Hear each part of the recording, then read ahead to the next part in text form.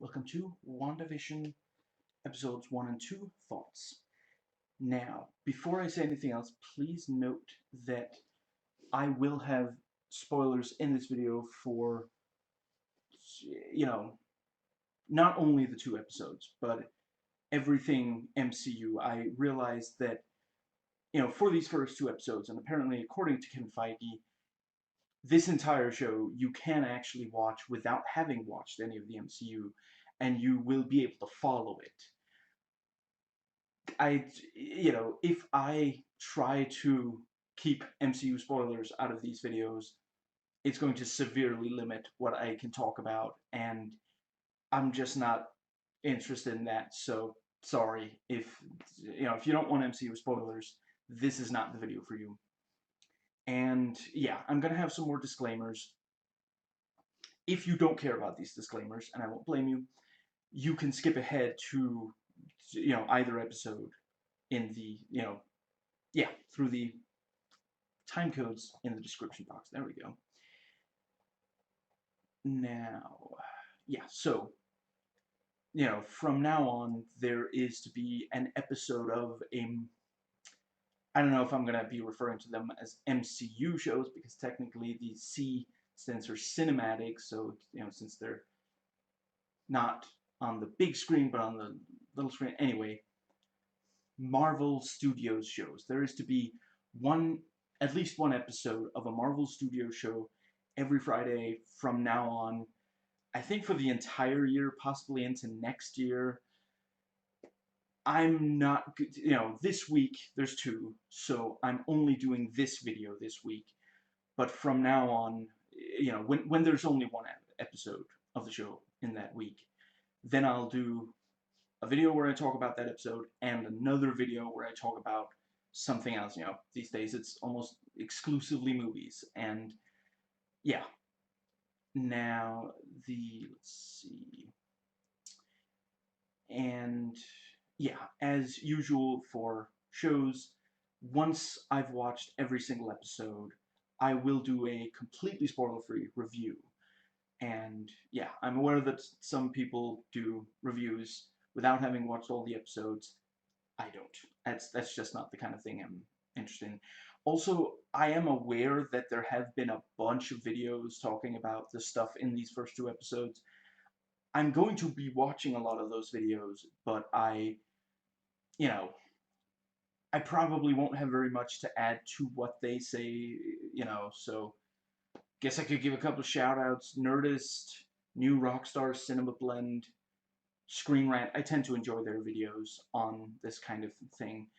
But yeah, several days ago someone, I forget who, put out a video where without warning they say, so in the first two episodes we didn't see, Wanda and Vision in the Halloween costumes. And it's just like, okay, if people are going to start, and that was before the episodes even aired officially, at least. I guess they were shown to critics beforehand, but just, yeah, so I've been avoiding those. I probably will watch a bunch of them now that these two episodes have aired and try to catch up on all of them before another episode airs and there are more unmarked spoilers. But yeah, I think that's yeah, I'll just briefly say, yeah, they got me. I broke down and got Disney Plus, at least a year subscription for now. And if there's another year of Marvel Studio shows, then I'll renew it for another year. If it's just if they don't have for the entire year, I'll see if it makes more sense to just get a month at a time or whatever. But yeah, I will be doing videos on every single Marvel Studio show. I am aware that not all of them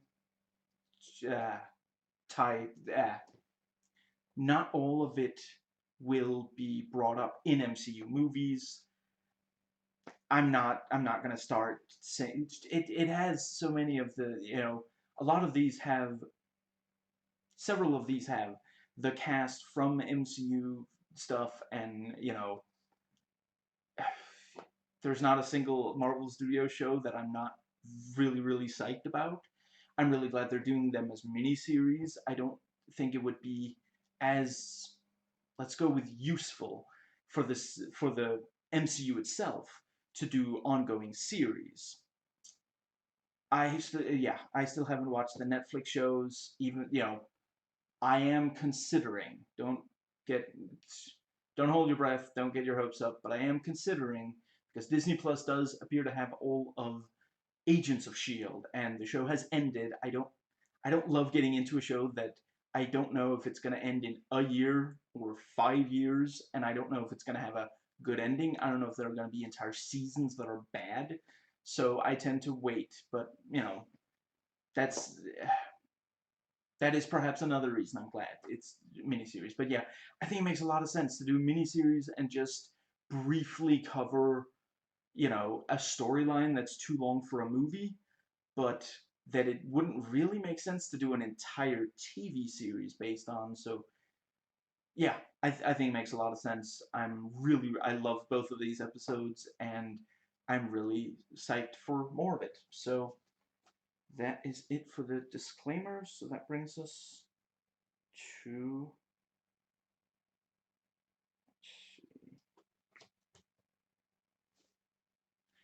episode 1.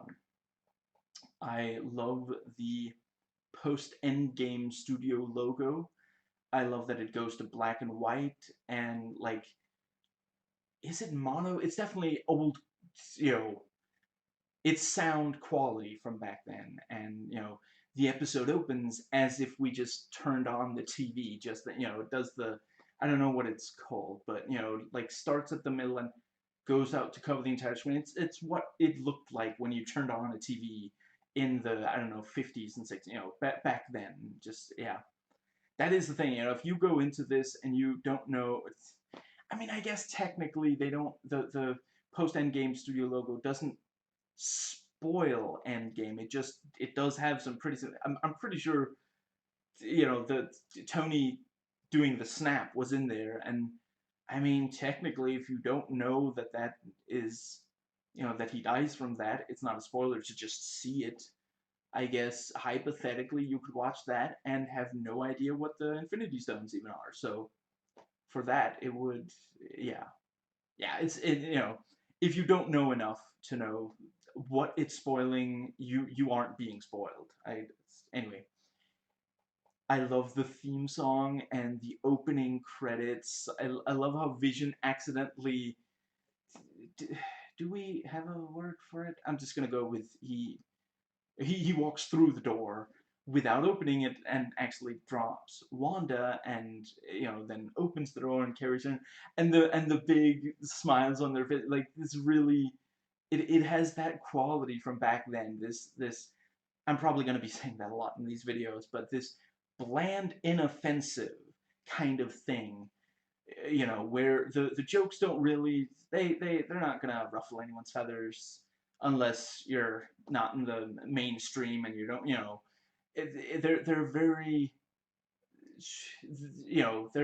they support the status quo. They're not gonna make some, kind of risky joke, like, they're not gonna bring like the in the second episode, Agnes brings up, like, oh, the my rabbit was Jesus in the what's it called? Yeah, if you've watched these episodes, you know what I'm talking about. And that's as risky as they go. Like, they're like, she's not gonna bring up like a different religion, and it's so inoffensive. Like, it's, that's a little bunny playing Jesus. That's cute. Like, it's I really, they really nailed it. I I can't say enough good things about these episodes, and I'm really, it lived up to my expectations and exceeded them. Yeah. So anyway, to get into the specifics, let's see, and yeah, and we see Wanda doing like housework using telekinesis, so very bewitched for that. I should just briefly say, most of sitcoms from before the 1980s, I mostly know from like cultural osmosis. I haven't watched that many of them. I did watch a lot of soap. Man, I really loved soap. That is technically a sitcom, isn't it? It's a parody of soap operas, but it's not in itself a soap opera comedy. I'm pretty sure it's a sitcom.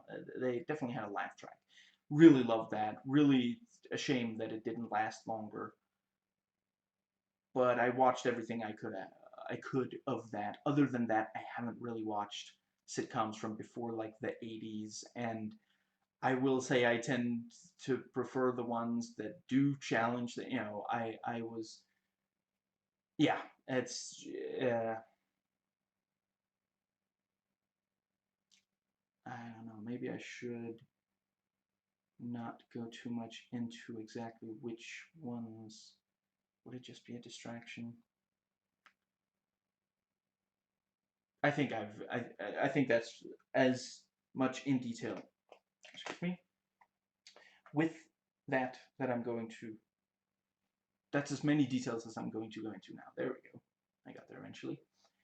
I love how corny these, sitcom jokes are, so safe and bland, and yeah, and neither Wanda nor Vision. Yeah, I just briefly want to say I only read that Feige had said that it was, I don't know, it's possible I heard it before and forgot, but the fact that basically you're supposed to be able to follow this without having watched, the MCU before, without knowing these characters, I can see what he means, because yeah, I mean, you do get enough, like, you get just enough of like stuff about, not, it's, yeah, introduction to what Vision can do and what Wanda can do, because before, yeah, before this show, basically what Wanda could do was telekinesis and, making you see visions and such. And we haven't seen the visions thing in this show, but I'm not sure if it's, I don't know if they're going to actually bring it up. And the telekinesis is the really important thing, and you get just enough about him, like, he goes through the door without opening it first, and the she accidentally smashes a plate against his head, which, so you can see, okay, he doesn't feel pain, and like she even points out my husband and his unbreakable head. There's like no cut on there, nothing, like, just nothing. So you get just enough, and the thing with how he, actually, yeah, the thing about how he can't eat also isn't brought up, uh, rather, when it's important, it gets brought up. It's not really. Have we never seen him eat in the MCU? I guess maybe not. He did, yeah, when he's cooking paprika for Wanda in Civil War, or she puts it. I don't know what this is, but it's not paprika. When he's cooking that, he says, in my defense, I've never actually tasted anything. I guess that's, yeah. So yeah, I guess we don't actually see him eat. Although I guess there's not that many scenes of people eating in the MCU. They do tend to be more like, yeah. Anyway, but yeah, that's, you get just enough information. I, again, I haven't watched Bewitched. I'm trying to resist the urge.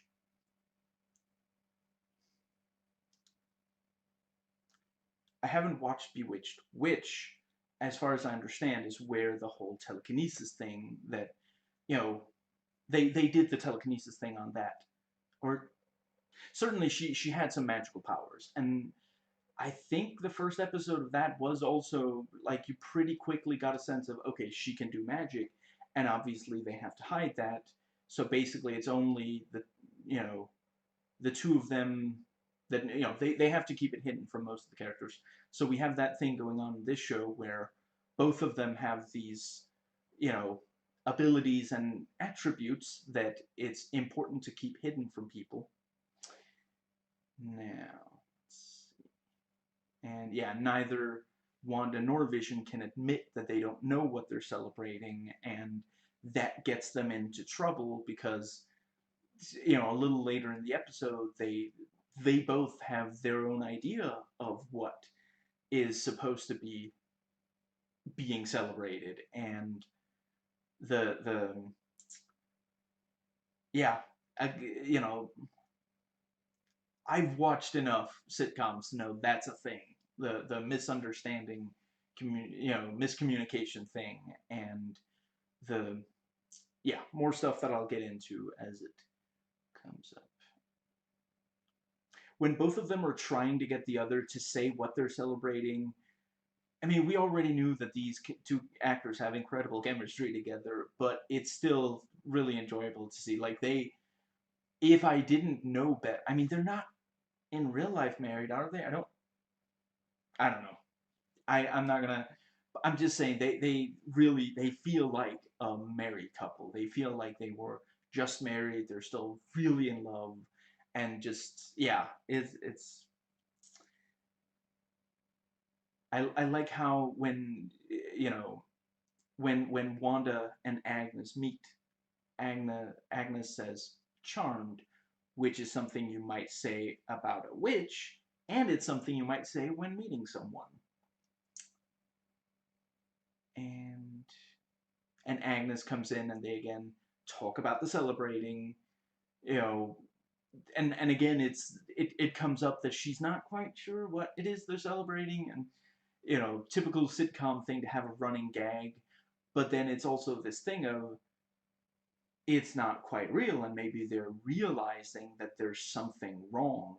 You know, I realize that ultimately it does. You know, they realize, oh, it's the you know, they have dinner with the Hart, you know, Mr. and Mrs. Hart. But it is also like they talk about when is our anniversary, and it is this thing of like, you know, and they like they almost realize that there's something wrong, but they don't quite. You know, I'm really loving how they're striking a tone and balance between that. That there is this sort of thing of just, you know, because we the audience, like if you know the MCU, you know immediately there's something wrong here. I should briefly say I am aware that I'm talking about things that are theories. I'm sorry, if you haven't been following the theories going on, I realize I must not be making very much sense, but uh, okay, I can briefly, let's see, damage control. There's a theory that Agnes is actually a witch, and let's see. Hmm. Actually, I guess that is the thing that hasn't really. Yeah, and beyond that, I'm sorry, I am kind of. I realize some of what I'm saying does not make sense if you aren't familiar with the MCU, but it's just this is. Yeah, I am not going to be doing videos about these shows for people who aren't familiar with the MCU. They're set far enough into the MCU. You know, again, it's not completely clear exactly when this is supposed to be taking place. I'm thinking it's after Endgame, and you know, somehow, you know, I don't know if it's Wanda herself. You know, there's a theory that it's Mephisto, but sorry, Mephisto. Sorry, whatever. The I'm apologizing a lot. I'm sorry about that. There's a theory that you know, maybe it's Wanda herself. You know, in the comics she can basically change reality. You know, and when she uses magic, it looks like the Reality Stone. It doesn't look like the it looks like neither the Mind Stone nor the Tesseract, Space Stone. You know, I mean, considering that it's telekinesis, you might expect it to be the Space Stone, the one used for moving things. You know, but it looks like the Reality Stone, and it has right since the start. Let's see, the Reality Stone was introduced in Thor: The Dark World from 2013, and Wanda first showed up. I mean, technically in the end credits, but I don't. Could we tell that it was Red Reality Stone? yeah, maybe. The end of, whether you want to count it as the either mid credits or post credit scene of the Winter Soldier, Captain America 2, the Winter Soldier, or if you want to count it as Age of Ultron, we knew what the color of the Reality Stone was when we saw Wanda using her powers. So, and I'm pretty sure even back then people were talking about that's not. Is she, it would make sense for the Reality Stone to be connected to her powers, because in the comics she can alter reality, and either it's her or it's Mephisto. It's also possible it's someone else, of course, but the one thing it might be is that she's trying to cope with having lost vision. Now, let's see. Yeah, so back to the prepared notes. Yeah, Vision at the job brings up that he doesn't quite know what they do at the workplace. I'm not 100% certain if that is that a joke about like that sitcom, sometimes in sitcoms they have these ill-defined jobs, because like a sitcom thing is, well, this episode we kind of want this character to be doing this, so I guess that's part of their job description now, or so yeah, it's maybe it's that, maybe it's the fact that like he already has a job, and it's like, does did he go to an interview, or how, like the first episode is not him going out and getting a job. The first episode is just him at his workplace, and he already, he's already doing the work things that, so yeah, again, plenty of these little hints that there's something more, that what exactly is going on, because basically, yeah, this is not a spoiler. If you know the MCU, there's not really any time that this could really take place. This, it can't be set between Age of Ultron and Civil War, and it doesn't. Yeah, and it can't really be during the during Infinity War, or between Civil War and Infinity War. There's not really any time where it completely makes sense, because between those two and at the start of Infinity War, they are stealing moments together. They can't just like go to a house and live there for a while together. They have to, because they belong to different Avengers teams now, and technically speaking, they're supposed to be enemies. So yeah, a very typical sitcom scenario: dinner with the gruff boss, and they're terrified of disappointing him, and things are going to go wrong during the dinner, of course. And we have the demonstration of just how harsh he is. Like, the last guy who, was it Johnson or something, and he's like, that there was definitely not enough food preparation. I thought 5 courses would be enough, and you did that beatnik thing. I wore a turtleneck, and this whole thing, and just, yeah, you can really tell he is not gonna let up. He's gonna be absolutely brutal, and they have to, yeah. And so Vision is, you know, he knows that they have to prepare for dinner with the boss. Meanwhile, Wanda is preparing for this seductive dinner where it's just the two of them, and they have one of those conversations where they keep misunderstanding each other, and both of them leave thinking that they did understand each other, and there we get what comes close so far, and to like basically risque jokes with like, he's worried he's gonna get tongue tied, and let's see, what was the other thing? It was like, there's a lot riding on this. Yeah, okay, to be fair, those are definitely more risque jokes than they would have had in like the 50s and 60s, but you know, yeah, I think it works. Those are more like, it's the 80s might have had, and yeah, anyway. And it is this thing, like, it does basically, you can see how they arrive there. Like, there's a heart on the calendar, and they both at first assume it must be like a thing between just the two of them because heart, love, but then it's an abbreviation of heart, HART, and meanwhile Wanda assumes it must be the anniversary, and well, they're newlyweds and it's an early anniversary, so it makes sense for it to be a seductive kind of thing. And yeah, really, really, and on the phone call, he's like, I think it's very important that we, for the wife to be favored or impressed or something like that.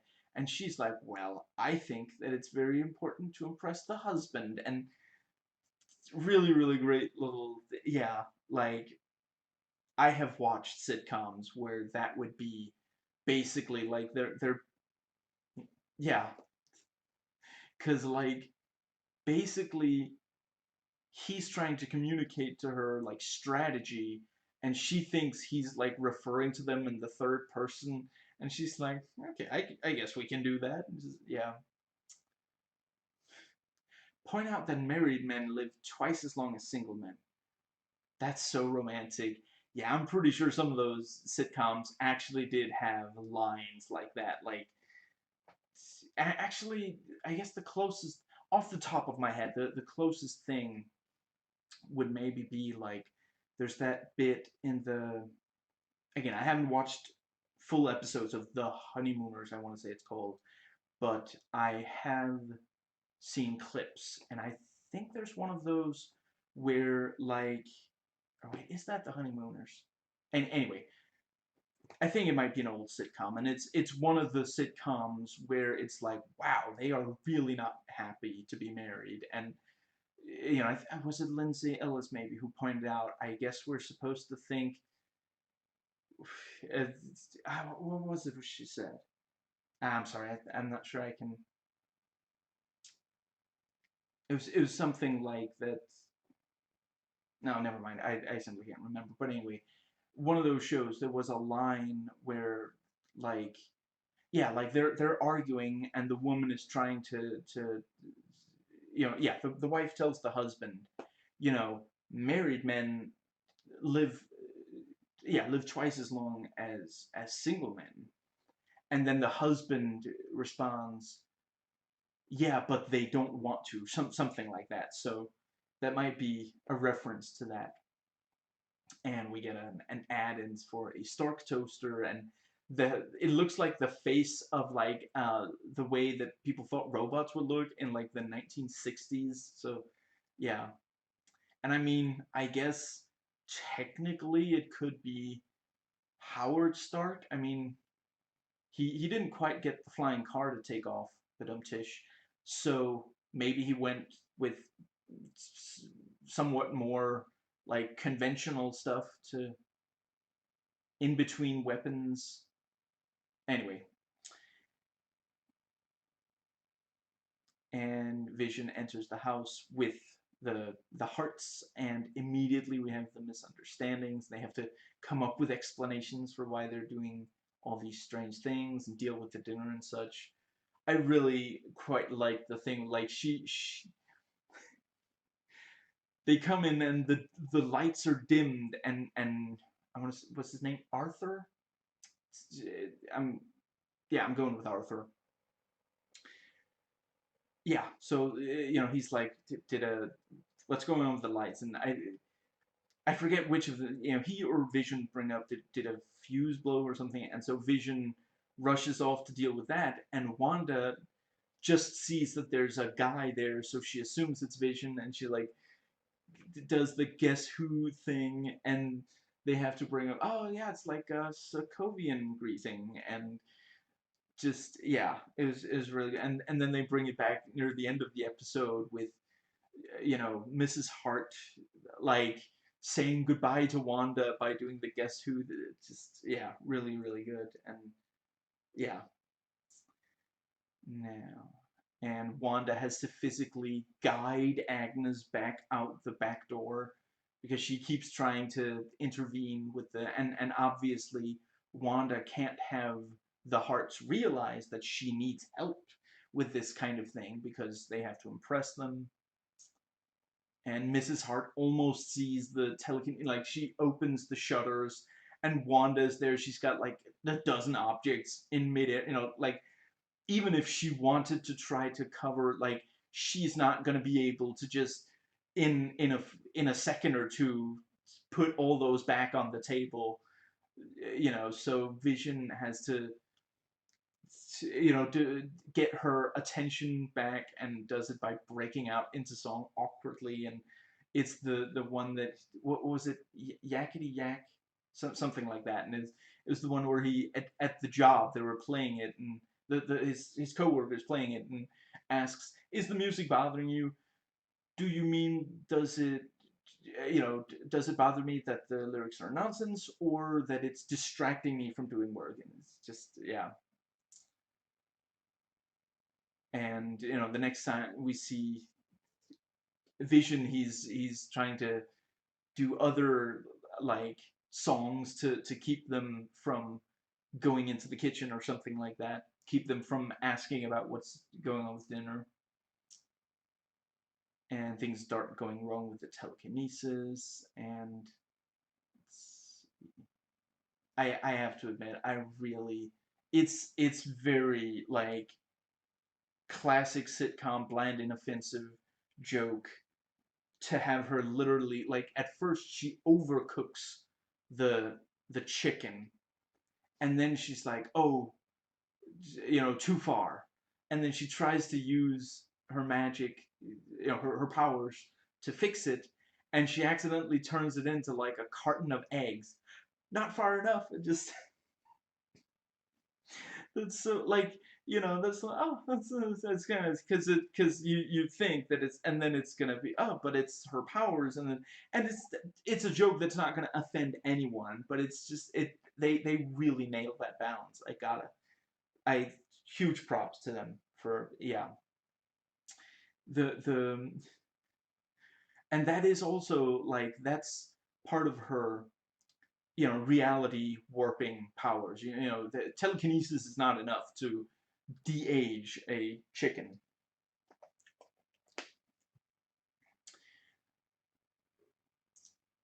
Let's see.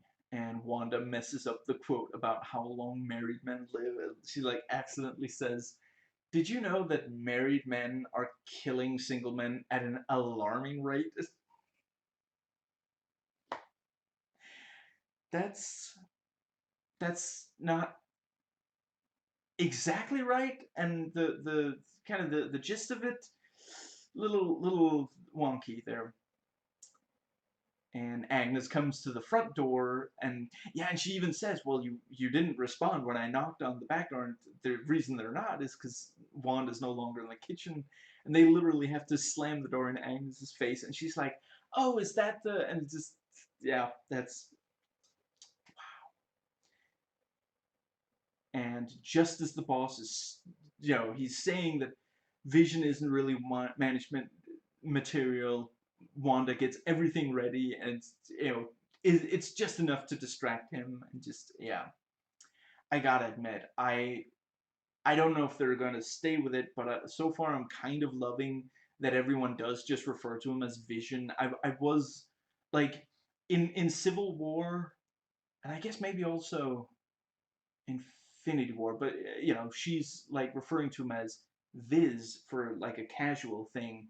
But other than that, yeah, they do refer to him as Vision, and that works for, like, why, like, these people are not gonna, the MCU heroes are not going to start complaining about someone being named Vision. They have so many weird things in their lives already, so that's fine. But then in this sitcom thing where everyone has to, like, what's it called, conform, there's a real, that was a big thing in classic sitcoms. You have to conform. It's nuclear family, it's suburban wonderful married life. No, the children are perfectly well behaved, and every so often the father can maybe teach the kids a lesson about how gender roles are supposed to work out. Like I've seen a clip of like Leave It to Beaver where the Gaul is impressive, but I realized back then it wasn't seen as galling. But the father tells, is he called Beaver? I'm gonna go with Beaver. Tells Beaver, I think Beaver asks, why, why is it always the mother, the woman in the kitchen? And the father's like, well, nobody put the woman in the kitchen. It's just she's in the house, and she might as well go in the kitchen. And if, or she's in the house, and she's gonna be in the kitchen at some point, and she might as well cook dinner. And it's like, dude, that is like the when women had to literally, like, there was it was very difficult for them to be allowed to be anything beyond a mother and a, you know you know cook, whatever it's, getting to move outside of these extremely limiting gender roles. And yeah, that just really, anyway.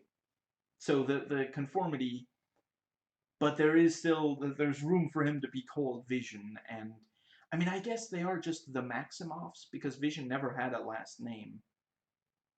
I did they refer to them as Mr. and Mrs. something something? I'm not sure they have so far in these two episodes. And I also really like that the opening credits literally do have like featuring or starring Vision and Wanda Maxima, and just because, like, yeah, they're playing themselves. It's their, yeah. And yeah, and Wanda and Vision are asked about, so where did you move from? When did you get married? Why did you come here specifically? And it is also this thing, and again, you have this, like, I'm not sure that someone would literally be as insistent and ask so directly as the boss does, but it is like, it does really help. It does underline that back then there really wasn't room for deviation. So, and if you, yeah, you meet someone new and you have dinner and you have these things prepared. You know where you moved from, why you moved here, when you got married. All these things are just like, you're not really allowed to have secrets as such. You basically, secrets are seen as like, and they do straight up, like, they, in the second episode, they have the joke about, well, this guy's a communist, and yeah. Let's see. And yeah, and Arthur keeps saying, why did you come here? Why? And like insisting, and uh, yeah, I'm sorry, I'm gonna go with Mrs. Hart. I forget her name. I think it was said, but I forget. She's like, stop it, Arthur. And Arthur starts choking, and his wife remains in the bland, inoffensive sitcom mode. Like, she doesn't quite know how to break from that, and just really, really creepy. And I I have to wonder if Arthur is being hurt because he's starting to break the illusion. And you know if it's Mephisto doing the illusion, maybe he's going to go to extreme lengths to keep the illusion going.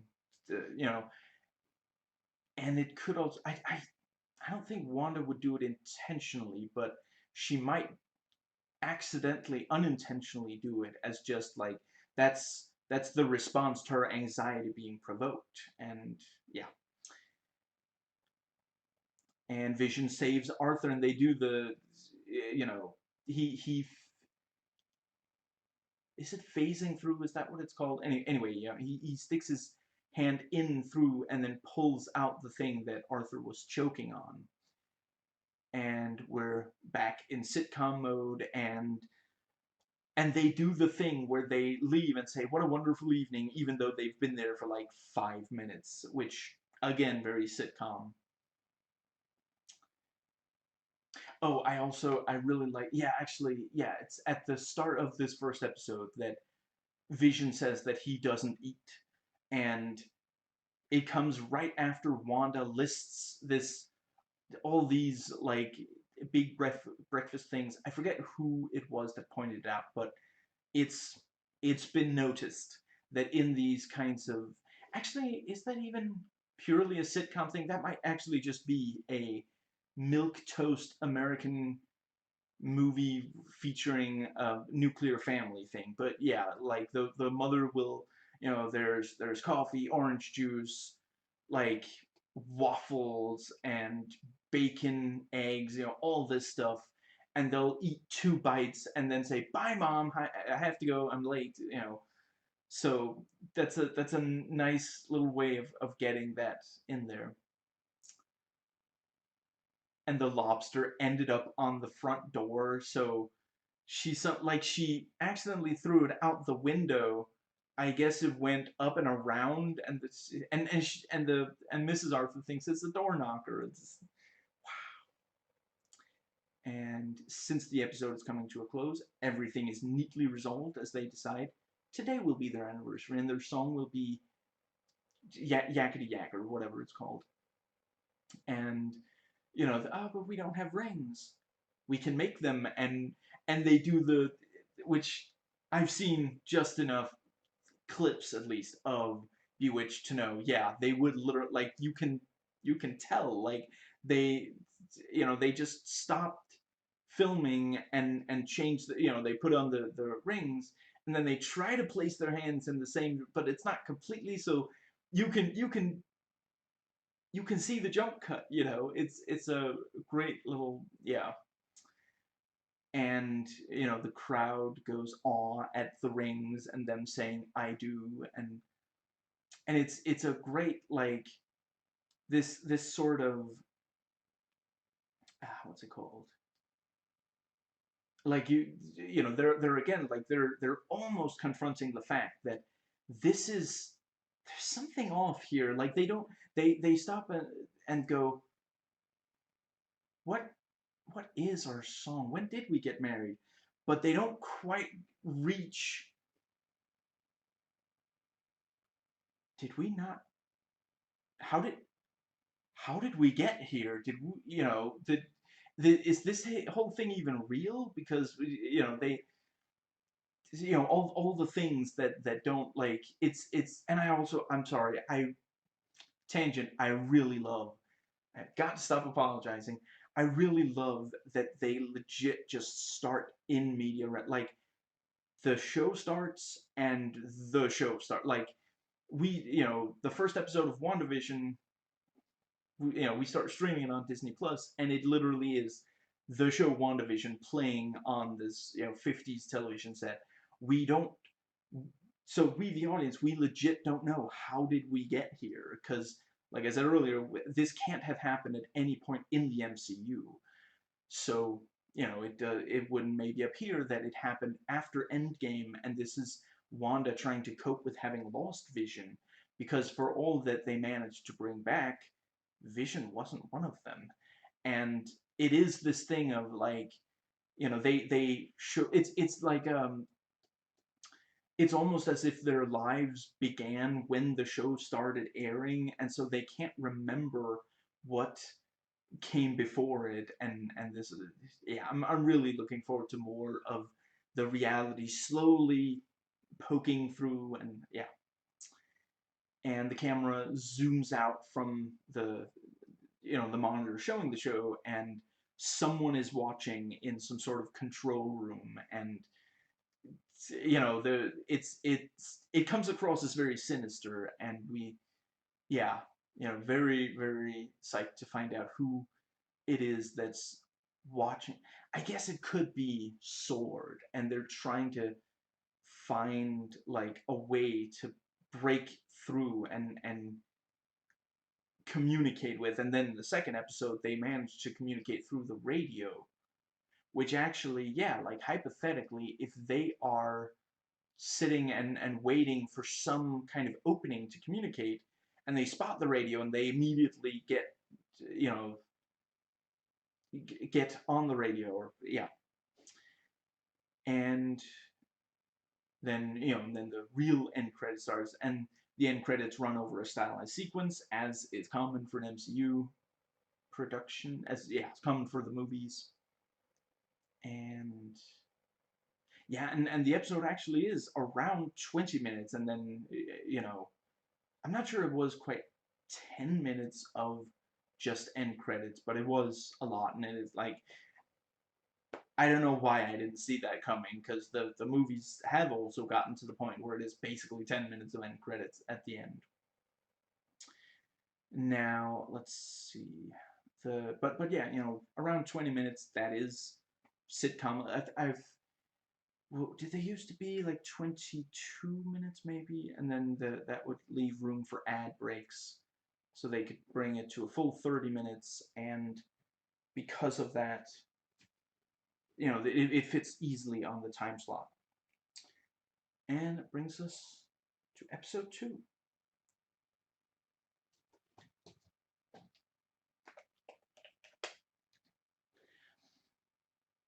Good, effective previously on, and it shows both like the jokey sitcom thing, but also some of the stuff with like things breaking through, you know, the the the illusion starting to just I guess cracks forming in the illusion. Now, not gonna lie, it feels very weird to watch it previously on before the opening credits of an MCU thing. That is very, yeah. And they changed the opening both visually and the theme song. It's now I think it's still evocative of like one or more specific sitcoms. I don't quite know enough to say like, because now it's like this 2D animation thing. And oh, actually, wow. Among other things, The Nanny with Fran Drescher would open with an animated opening. So yeah, that is some sitcoms open with a 2D animation introducing the yeah, and we certainly meet one of it. Yeah, I think it introduces a bunch of the major characters, like Agnes. I'm pretty sure shows up in the animated bit, and that's like in The Nanny. They would show each of the main characters. I really love the opening scene of the second episode. It establishes the thudding noise, and we get some more characterization. And it does, like, it sets up that this episode is going to have the excuse me, there's something there. We don't quite know, and for and Vision tries to become part of the neighborhood watch, and because he's worried about the which is also it's fantastic to have something like that in such a white bread inoffensive bland kind of thing. And it's like, oh, there might be like dangerous people. The yeah, it's and the yeah, by the end of the episode, there's near the end of the episode, there's another thudding noise, and then we see Wanda find the helicopter, which yeah, it makes it seem as though, well, maybe all of the thudding noises were actually like, for a little while they think, was it just like the tree in the wind or something? But by the end of the episode, you have to wonder, is it like maybe it's the sword agents trying to get like, yeah, if you watch the trailers, there's this like big field that you know yeah, it would appear that Westview, the town, is inside this force field, which is red like Wanda's magic, and maybe they're trying different means of breaking through that force field so that they can get Wanda and Vision back out, or Wanda back out of their Vision. Very likely simply isn't real, like she conjured him from nothing. which is a thing she can do in the comics. So it's, yeah. And since the MCU loves putting poor Wanda through trauma, probably the near the end of the show, she's going to have to accept that that he isn't real. He really did die back then. They can't, like, seriously. Okay, so Age of Ultron, Quicksilver dies, and I'm aware that a number of audiences didn't care. I cared. I really liked him in that. Anyway, I've gone I've gone into great detail about that elsewhere. Civil War, she gets captured, and I mean, it's probably because, she gets put in the raft, I want to say it's called, and because it is this, like, I think it's because, like, if her hands were free, presumably she could use magic.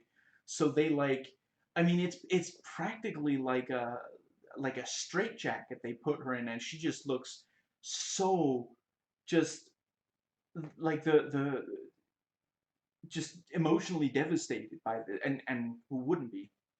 I'm not saying there's something wrong with that. And let's see, then we have, yeah, Infinity War. First she has to kill him, then he gets killed by Thanos, so her killing him didn't even lead to anything. And then, Endgame, she gets brought back, but Vision doesn't. And, thankfully she does get to kick Thanos' ass a little bit, but yeah, she's very likely to be, yeah. Now, and Wanda exposition dumps about why they're doing a magic show. Oh, sorry, the toy helicopter. The toy helicopter was not the end of the episode. The end of the episode was the beekeeper guy from the manhole, I think.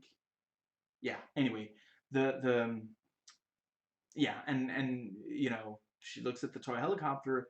It's the only thing that's in color. And yeah, for sure, that's a sword helicopter. You see the logo on the side of it, and it's like, did the helicopter try to fly through the barrier and then get turned into a toy helicopter because there's no room for a real helicopter in this idealized sitcom world? And like, it's did the that's really horrifying. I'm sorry, but did I gotta stop apologizing? Did the pilot just cease to exist, or did he get turned into like a toy figure?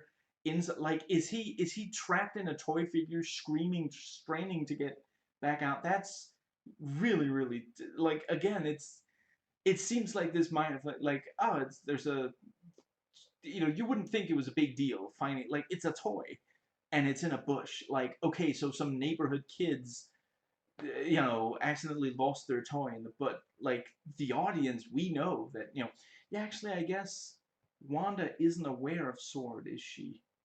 I mean, technically, I guess neither is the audience unless they stay through the end credits of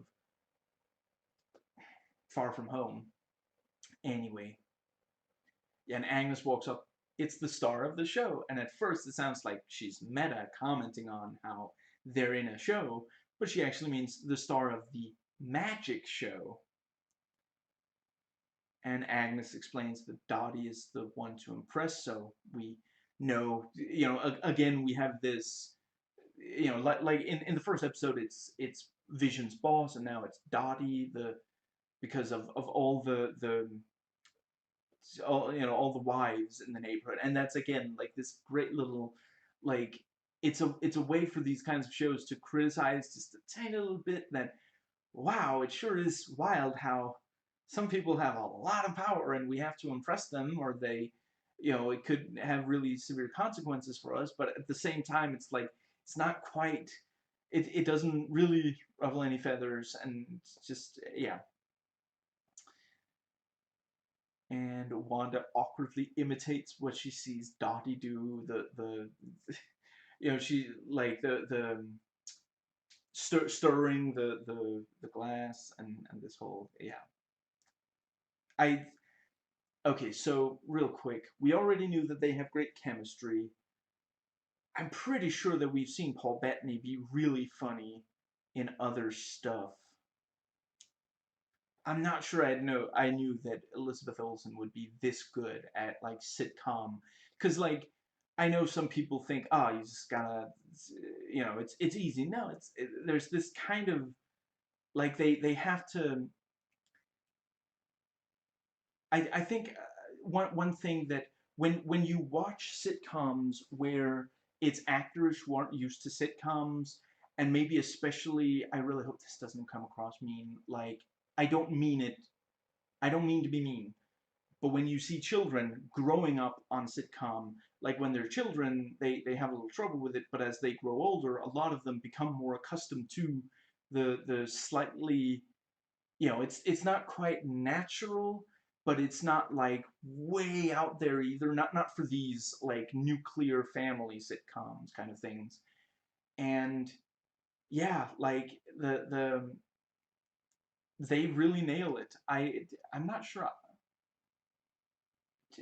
the major cast members, have any of them done sitcoms before? But they nail it. They nail that kind of, they're all very polite and smiling and like constantly, saying nice things, and then occasionally there'll be a little jab or something. But like hypothetically, if you accidentally smashed a plate against your partner's face, you might have a slightly more of a reaction than, like he's like, ugh, my wife and her flying plates, my husband and his indestructible head, and it's like he could have gotten seriously hurt through the. She didn't do it on purpose, but still, like that could have ended really badly, and they just take like, so there is this thing, and I'm aware that not, after the like the 50s and 60s, the smiling got toned down. It got a little bit more natural, but it is still like very, and they really nail it. I mean, they must have watched a bunch of sitcoms and learned how to imitate. Yeah. I don't know, maybe it's an Olsen sister thing. Maybe she got some from the twins, her two older sisters. Now, let's see. From Full House. And yeah, and just like with Vision's boss, Dottie is ruthless. One tiny mistake is enough for her to reject you. The was it Deb or something, that the other neighbor, she goes through all of it, and then Dottie's like, and where did the chairs come from? I I didn't ask, Dottie. Well, I guess you won't be chair of any committees for a while. And then they all, they have this kind of rehearsed laugh because they know they have to laugh when Dottie makes a joke. And yeah, and Wanda keeps really awkwardly messing up while trying to impress Dottie. She claps too soon, and like she starts to eat the thing and then realizes, oh, nobody else is eating yet, and all this. Yeah. And Vision wants in on the neighborhood watch, and they do a joke about how the word mastication sounds dirty, and just, and the gum literally gums up the works for Vision. When I voice typed that for when we see the visual, I did not know that they were literally going to have Vision later say, it gummed up the works. And Wanda tries to impress Dottie one-on-one. I don't know what you've heard, but I assure you, I don't mean anyone any harm. I don't believe you. And then the radio starts, and it's this, Wanda, can you hear me? Who's doing this? And Dottie looks at the radio. Who is that? Who are you? Really creepy. Just the, yeah. I've seen others compare the basic setup of the show to like, there's some like Truman Show going on, and it is this thing of like that has to be just so unbelievably creepy. Like when you're trying to live a normal life and things around you start looking weird or sounding weird and just like yeah. And Dottie accidentally cut her hand on, like, she crushes the glass out of tension, and she cuts her hand and the blood is the actual color of blood, not black and white. And there's this brief like tense moment where she's like, she because Wanda hurries up and grabs like this, I don't know what it's called, but it's fabric and it's white, and she puts it right on the bloody hand, and Dottie's like, how does a housewife get blood out of white fabric? And for a second it's like, oh, that completely, it's ruined now. Now there's no way, which again is a sitcom thing. And then I forget if she also smiles, but she says something like herself or with a lot of hard work or something like that, and say, "Oh, I guess we're okay then." And the ad is for a watch called Strucker, like Admiral von Strucker, the Hydra guy. Sorry, I gotta stop apologizing. The Hydra Admiral.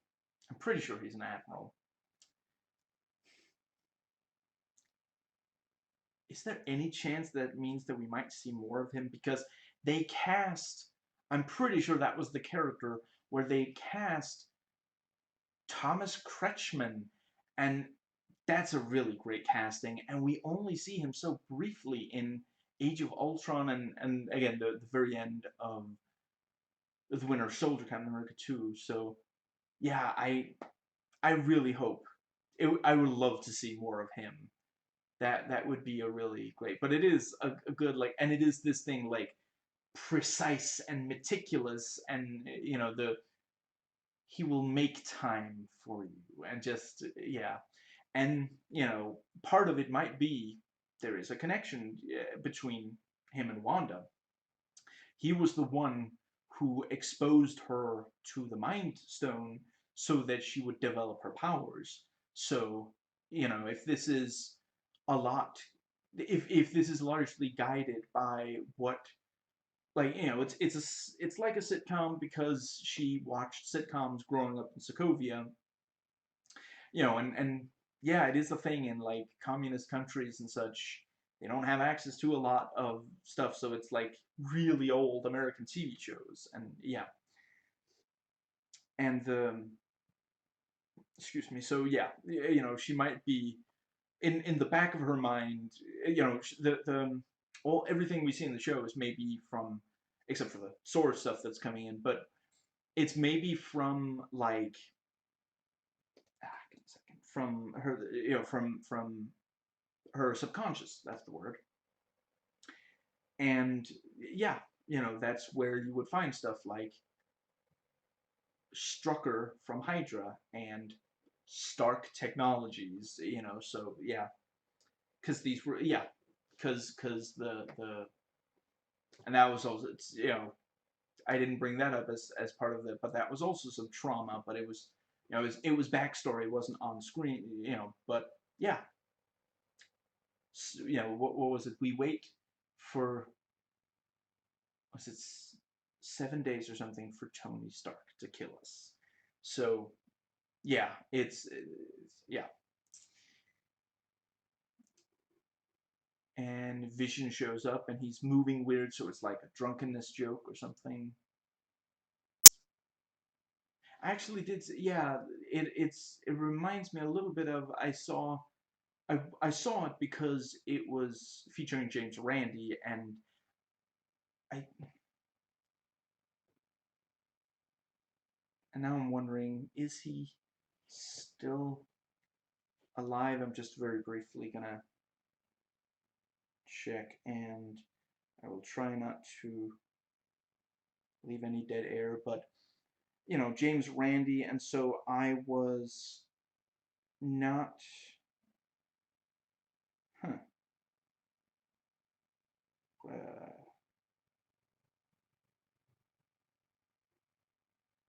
okay, I'm just gonna really quickly look up James Randy.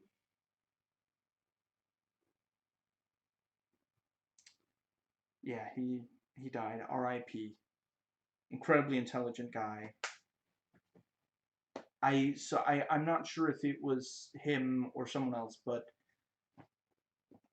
a little while back someone posted the episode of Happy Days, I want to say, the Ron Howard one sitcom, and there was like, yeah, James Randi, who spent a lot of time and effort debunking fake, yeah, like people would pretend something was like in some way supernatural, something that went beyond what science can do, and he would disprove it.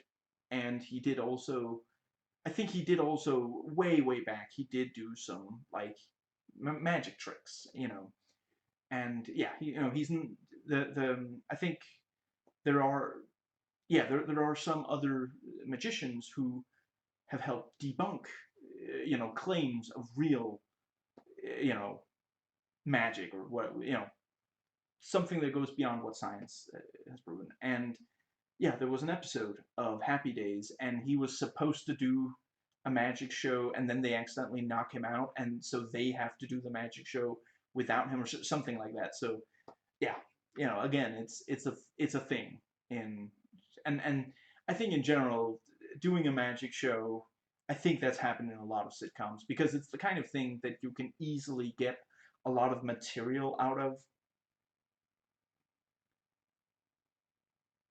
And Wanda tries to explain to Vision about the weird stuff happening, but because he's, gummed up, he can't quite. So again, they almost confront what's really going on, and they have that in unison they go, for the children, which really remind me of for the greater good. And Vision accidentally admits to not being human several times, and have to be really quick. And Vision accidentally actually flies, so Wanda makes it seem like, oh, they're just using rope, and Vision messes up the card trick. And yeah, and Wanda finds the gum and removes it, and yeah, they literally spelled out, gummed up the works.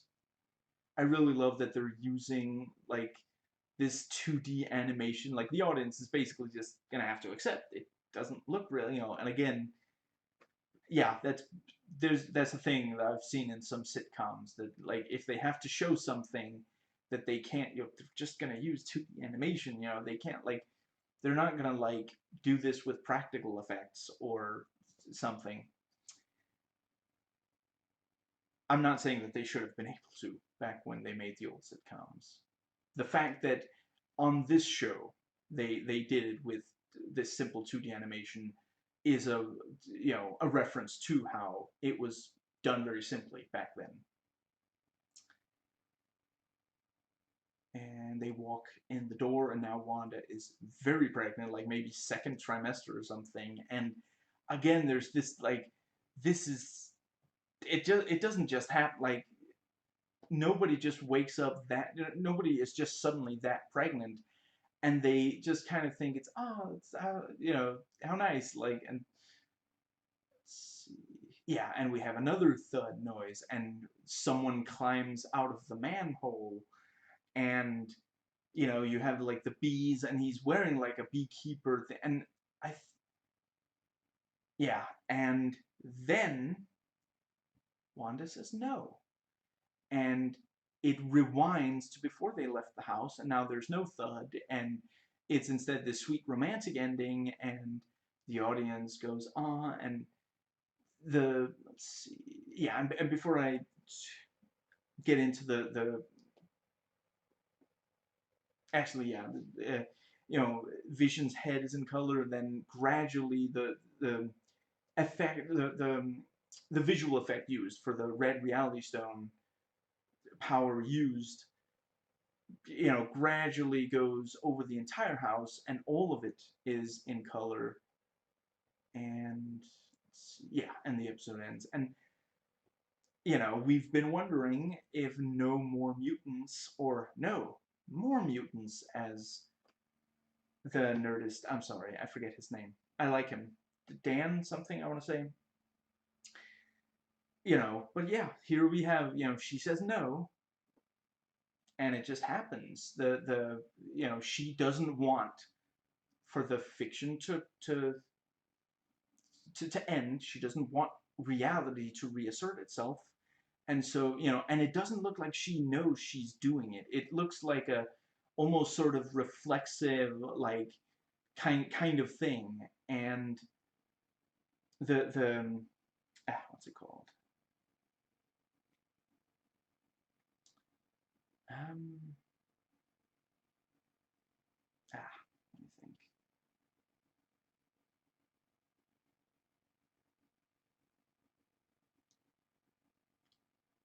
Yeah, like you know, it almost looks like, you know, it's certainly very deep down if she is aware that it is a fiction. She doesn't seem like she's pretending to still be in the fiction once it has rewound. I am very impressed by how densely packed the show has been, at least so far. I hope they manage to keep that up. You know, I think even if you're not that into sitcom stuff, and you know, again, I 100%, I love sitcoms, always have. Anyway, if you aren't really into sitcoms, there is pretty frequent indications that there's something strange going on, and I can imagine it must also be fun to watch if you have no familiarity with the MCU, you know, and you're just getting accustomed to what Wanda and Vision can do and such. I like the detail that various characters keep pressuring Wanda and Vision about having children, and then here at the end of episode 2, she's very pregnant. You know, if she herself, to some extent, is guiding the reality that this sitcom is set in, then it must be her biological clock ticking. Or, you know, if it's Mephisto behind the whole thing, then it's because he badly wants the twins to be born so he can use them for his plan. Again, I don't know anything you don't know. I've only just watched these 2 episodes, but that is one of the major theories based on what's in the comics. But yeah, I I'm really psyched for more of this show, and I I guess okay. So I read that there's supposed to be 9 episodes total. I guess that might mean that the remaining 7 are all going to be in color. I have to admit, I've really enjoyed the black and white thing, but then, you know, it's only the very oldest of the sitcoms that were in black and white. You know, sitcoms, I'm not 100, I guess maybe since the 70s or something, were in color, and you know, are the ones that still exist and such. And I will also say, I mean, for sure, they have a lot of them left to cover. I mean, as far as I understand, they're basically, let's see, I'm fairly certain that the 50s were the first one. So I think maybe the first episode was the 50s, and then the second episode was the 60s.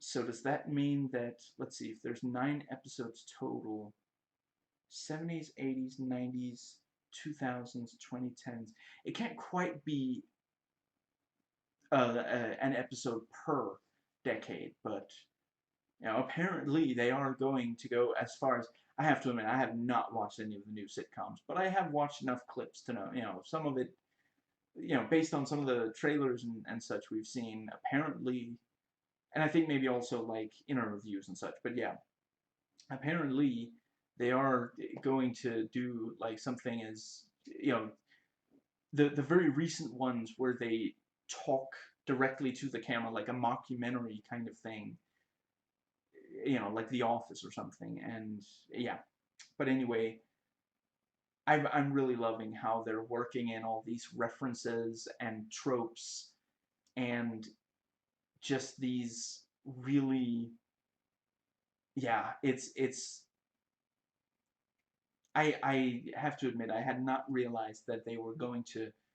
I mean, these two episodes so far, they are legitimately, like, hypothetically, if you, let's say that you had no idea about the MCU or anything, and you didn't even know that this was a new show, if you didn't know, like, the actors and such, and you just watched these two episodes, you might think that a bunch of it was legitimately like 50s and 60s sitcom. Like, they, like someone went back and grabbed, a few episodes of that, and changed it, like, added something with like computer effects and such, and that's why you have the little cracks in the facade of the, but yeah, it really, like, you have the important dinner with the boss, you have the magic show and trying to impress the neighbors and all this stuff, and the thing with,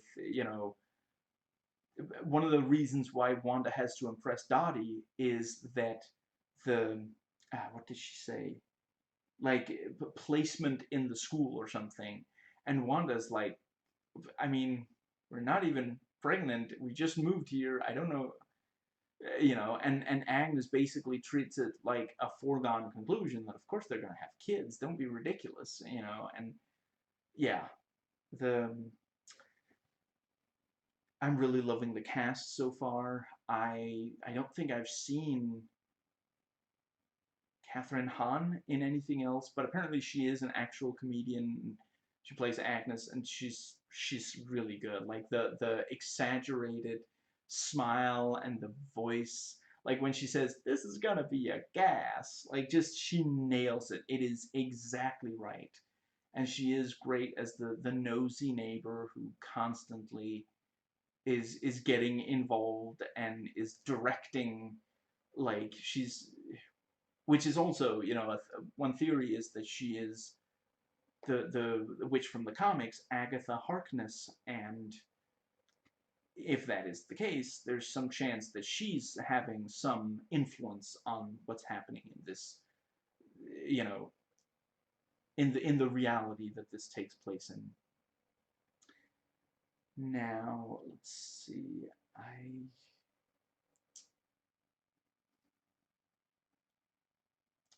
I've said bland and inoffensive a lot in this video, and I do want to say I do still think they managed to. I mean, maybe some of the time it's because the jokes are so bland and inoffensive that's funny more than that the jokes themselves are funny.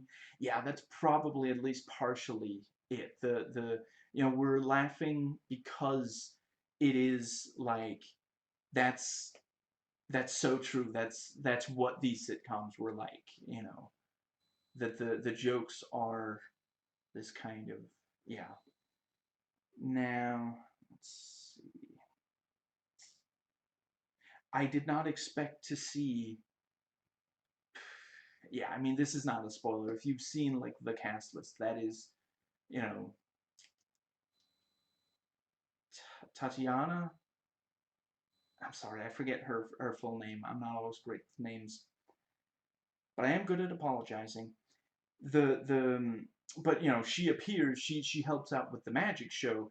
I didn't realize that she was going to be in the show before the episodes that are in color. But yeah, that's grown up Monica Rambeau. So yeah, I thought that we were going to see an episode that before we saw her regularly on the show itself, the the reality, the West View, thing. I thought we were going to see her be like enter the force field or something, but I guess maybe that'll be a flashback, or maybe we're going to see her be pulled back out or something. The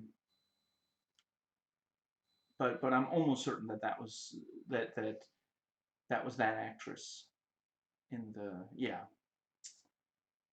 Let's see. Excuse me. I guess that might be basically it. I'm just gonna, let's see,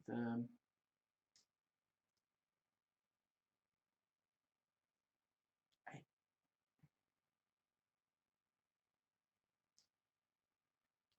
hmm.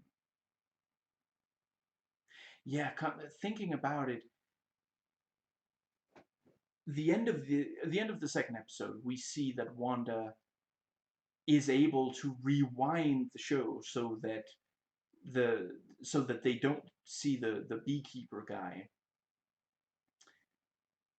Maybe she was also the one who broke the radio when it, like, for a little while, excuse me, for a little while it plays, at first it's just normal radio, but then you hear the voice coming through, and like the what's it called, like the illusion is starting to break, and then suddenly it, like, it's not a big explosion, but it like malfunctions or something. I guess maybe that's Wanda, like, again, the anxiety and the kind of, what's it called, the the anxiety and the sort of how deep down she maybe knows this isn't quite real, but she needs it to be because she lost everything, and yeah, I think, actually, thinking about it, the glass that broke, that was probably Wanda's anxiety. That wasn't because the other character was so tense. Because normal glass, you can't just break by squeezing it hard. That's not gonna. But her, if her, like, anxiety and telekinesis, like, so the radio kind of blows up and the glass shatters, and yeah, I gotta say, the fact that the blood was red, it's like right under the surface is reality, and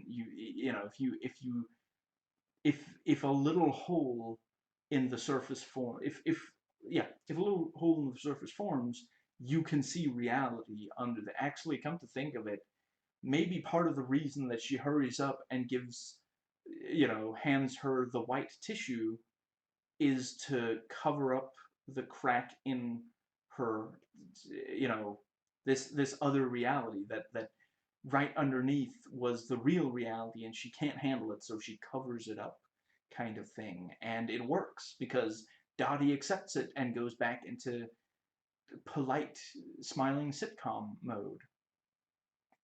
Yeah,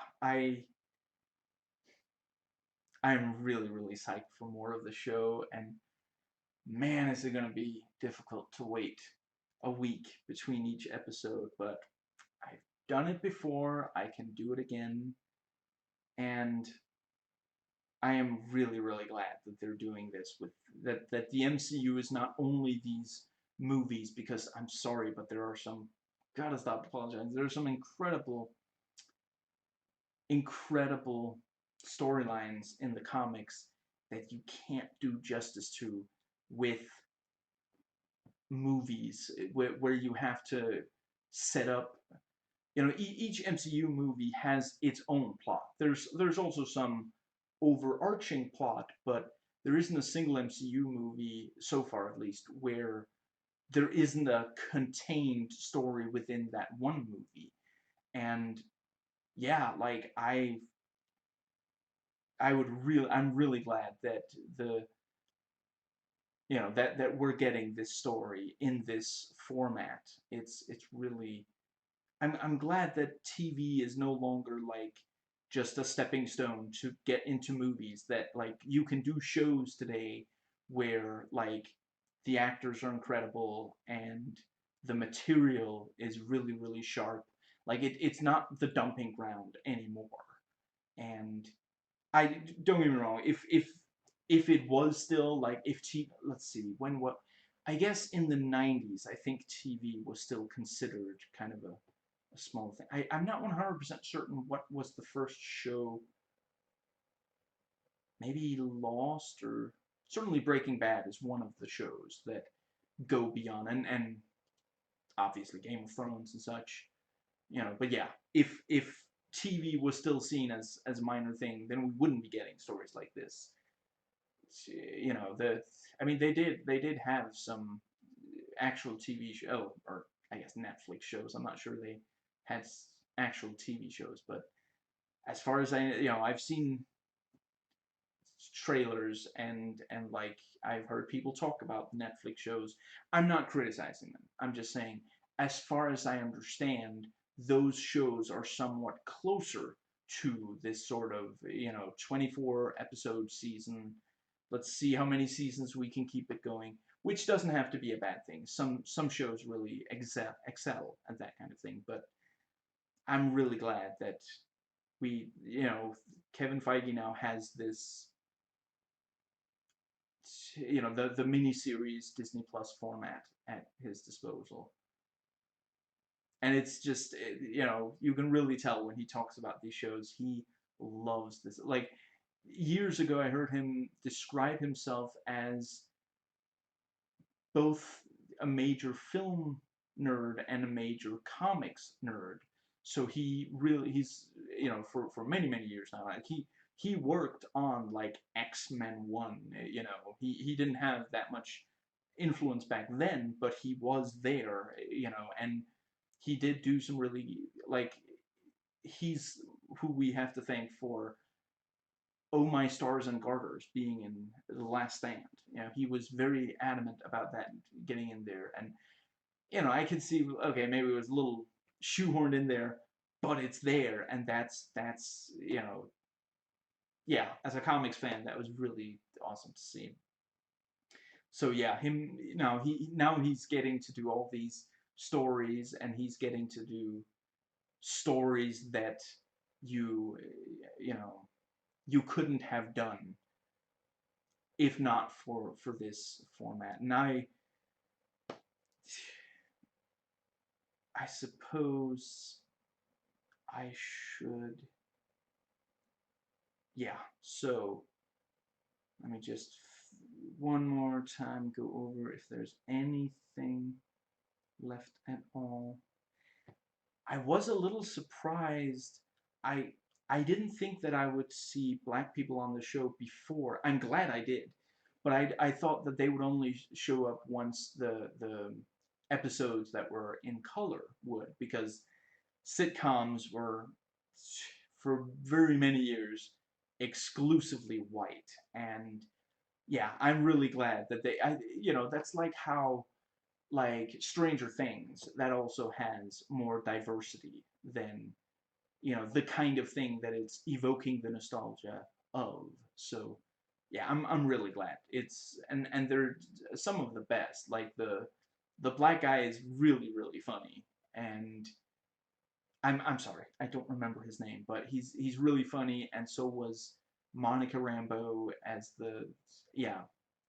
So that's, yeah. So I guess, let's see, was there anyone else in the cast? Were there any other references or tropes?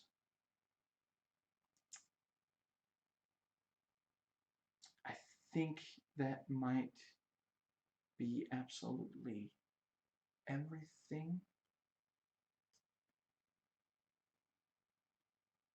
Yeah. So, yeah, absolutely love these first two episodes. Really, really happy that this is going to be part of the weekly, from now on, once a week, an episode of a Marvel Studios show. That's, yeah. And let's see. I guess, yeah. For me, this is an incredibly short video for these days, anyway. But yeah, that, yeah, really, really excited to see more. And yeah, so, oh, and yeah, now I remember. I'm sure that at least some of what I've said in this video is going to be like you know, there was stuff I missed or whatever, you know, or misinterpreted or something.